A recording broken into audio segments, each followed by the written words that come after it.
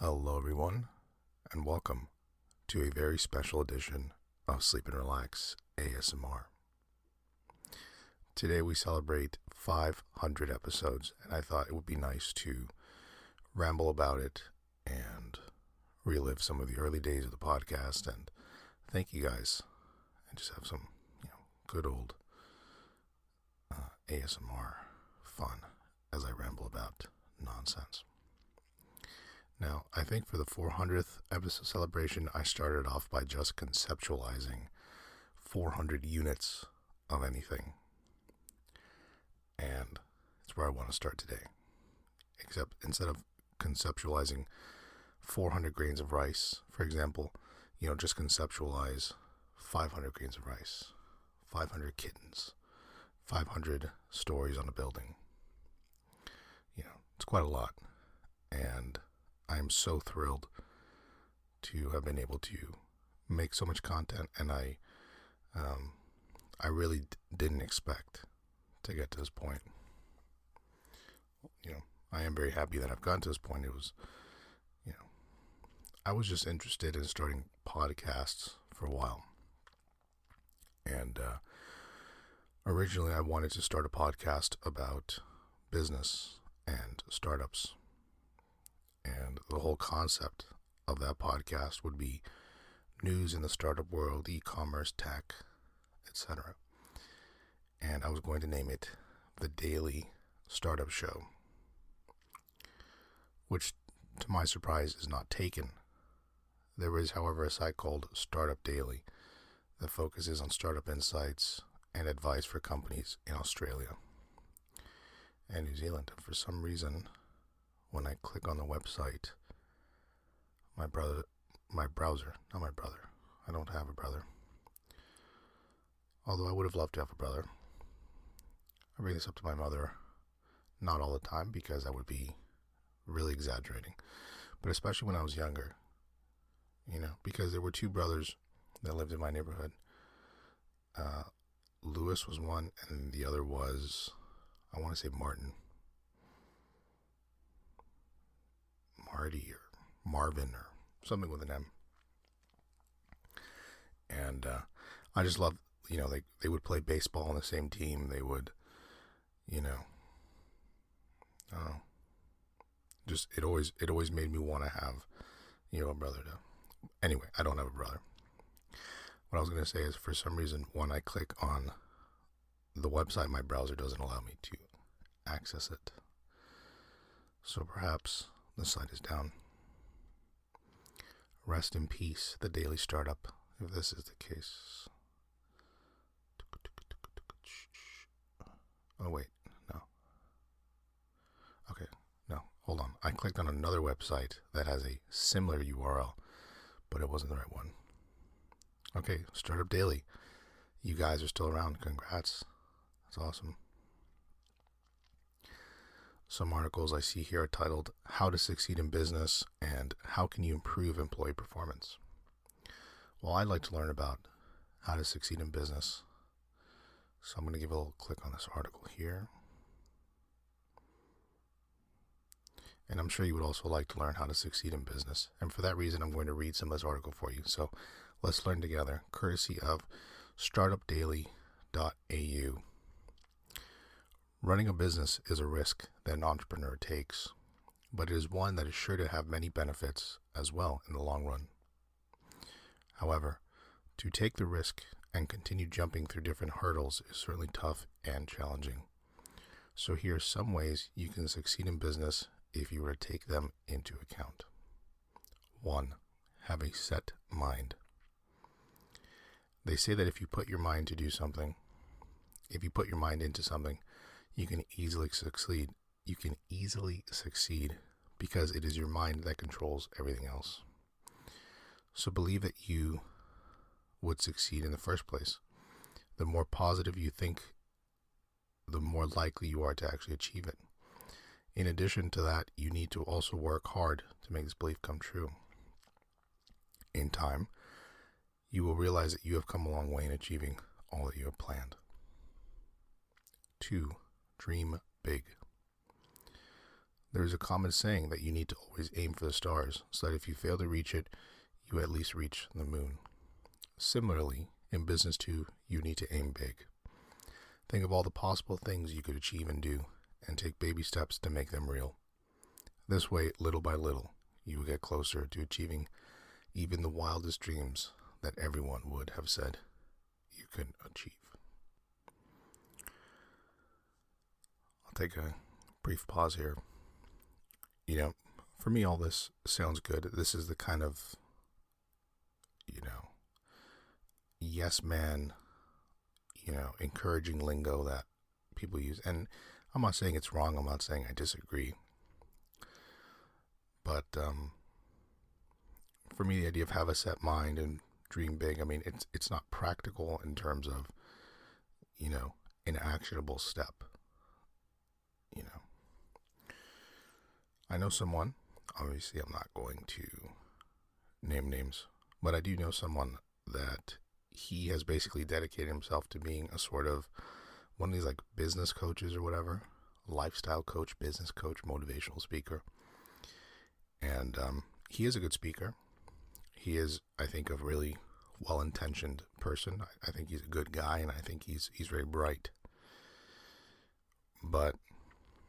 And look, I've never listened to one of his lectures or sermons or whatever you want to call them.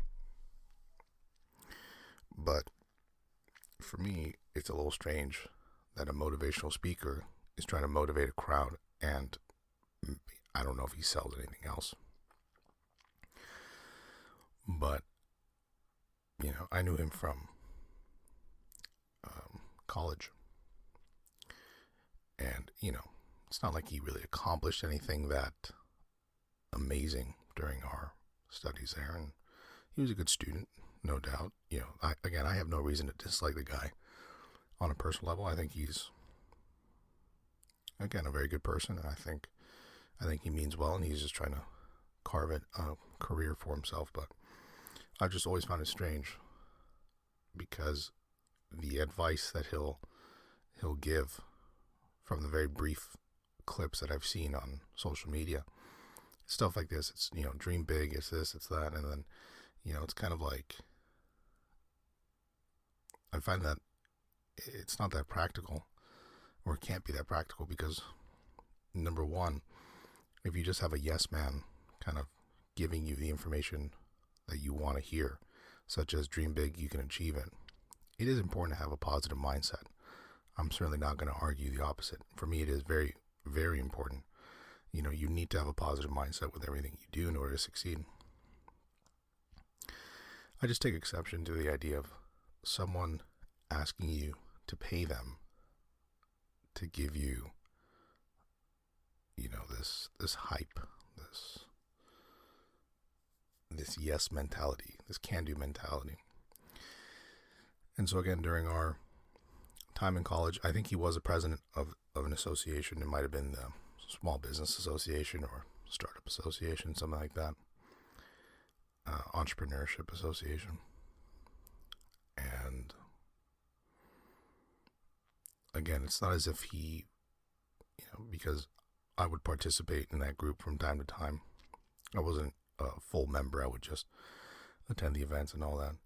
And just by talking to others that were in the group and were there every week or every other week, they would tell me, look, this guy's well-intentioned, but he doesn't move the needle in terms of making a big improvement over what this association has done in the past.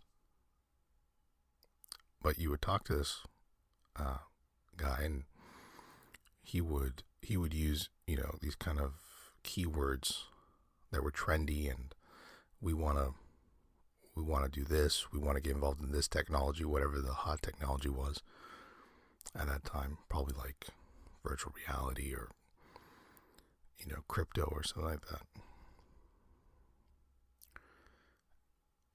And he would hype up the association, and he would make it seem as if the association were moving in a direction that it had never reached before.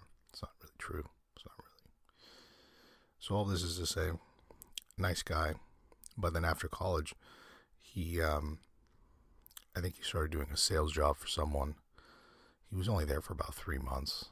And then he started getting into this whole motivational speaker, lecturer, I'm going to sell you your dreams and help you accomplish them kind of thing. Again, for me, I think it's kind of strange. Someone who hasn't been there and done that, kind of telling you how to get there and do that when they themselves have not accomplished that. Again, for me, it's kind of incongruous. I mean, I want to learn from someone. I don't want to learn personal finance from someone who's gone bankrupt 4 times. I don't want to learn about, podcasting from someone who's never started a podcast. I think it's pretty obvious. Like, for example, I want to learn how to weld. I'm not going to learn that from someone who's never, welded something before. Either way, again, he is a nice guy. Wishing him the best. I'm going to continue this article here. Walk together. The road to success isn't something that can be taken alone. You need someone to hold hands with, someone to cheer you on as you walk, someone to offer you a helping hand whenever you fall, and even someone just to be there for you.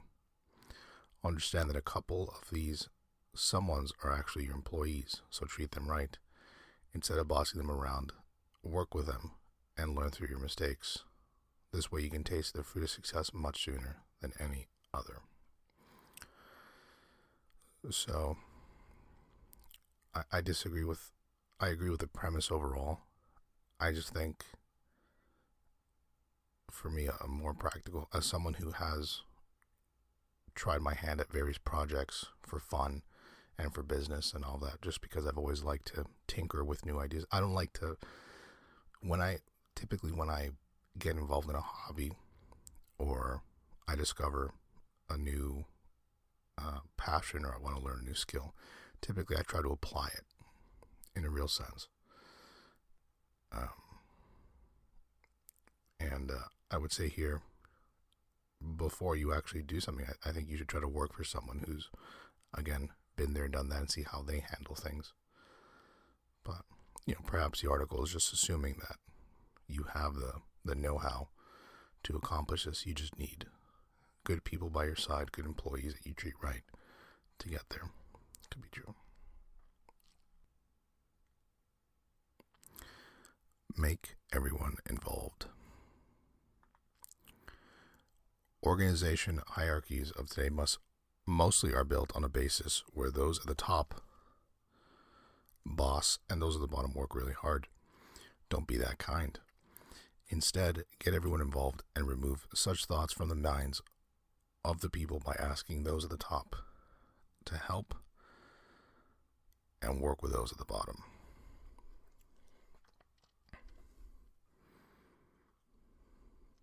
Yeah. Honestly, it's not that well written. I'm going to assume that maybe a non-native speaker wrote it because some of the grammar is kind of messy. But there you go. You're ready to conquer the business world. Now, for me, it's kind of a clickbaity article. It's like how to succeed now. And it gives you 4 things that you'll probably read anywhere else. So, either way, yes, I wanted to start a podcast called The Daily Startup Show. There is a podcast called Startup of the Year. Good ratings, 4.4. Who knows? I may go ahead and start the Daily Startup one day.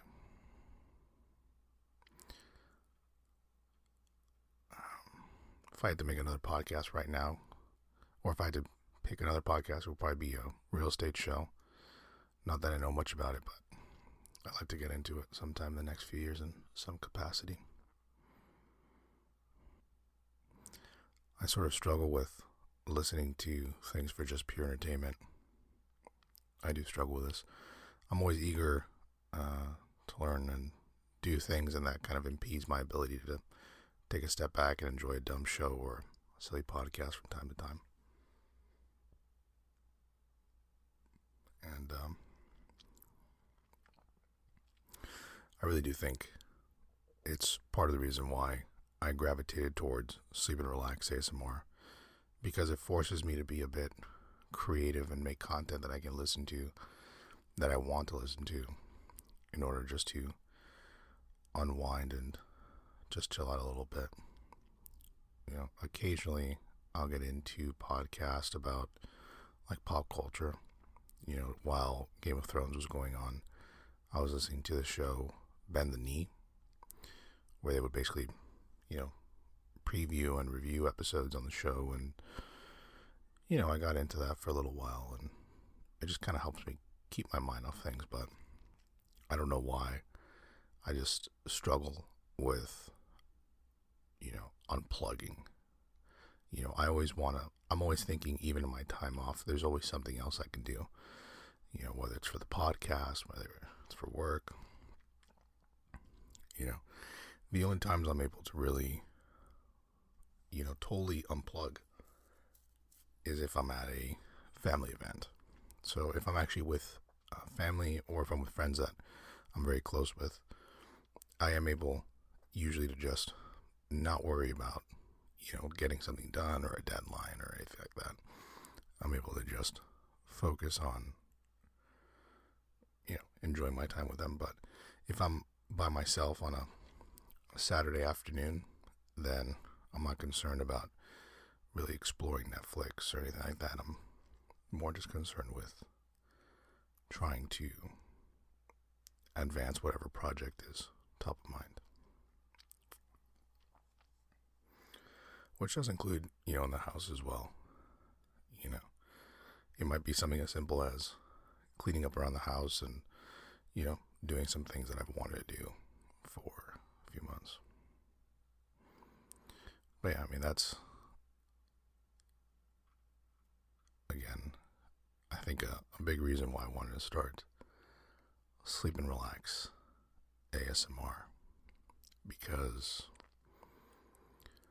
I'm not thinking about business, I'm not thinking about technology, I'm not thinking about real estate, I'm not thinking about work, I'm not thinking about politics, I'm just thinking about helping myself and helping you relax, helping you find the right episode. Maybe it's when I whisper, maybe it's the sound of a gentle stream,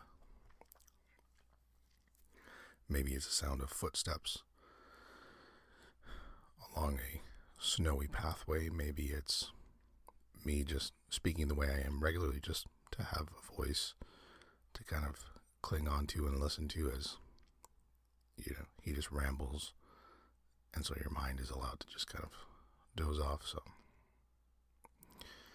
and as crazy as it is to me now, I first started working on the podcast in the summer of 2016, all the way back then. That summer we had the Rio Olympics. I pulled up some stats here. The U.S. won 121 total medals, and 46 of those were gold. Great Britain earned 67 total medals, 27 of which were gold. Just the whole concept of training for years for a single moment for me is just mind-blowing.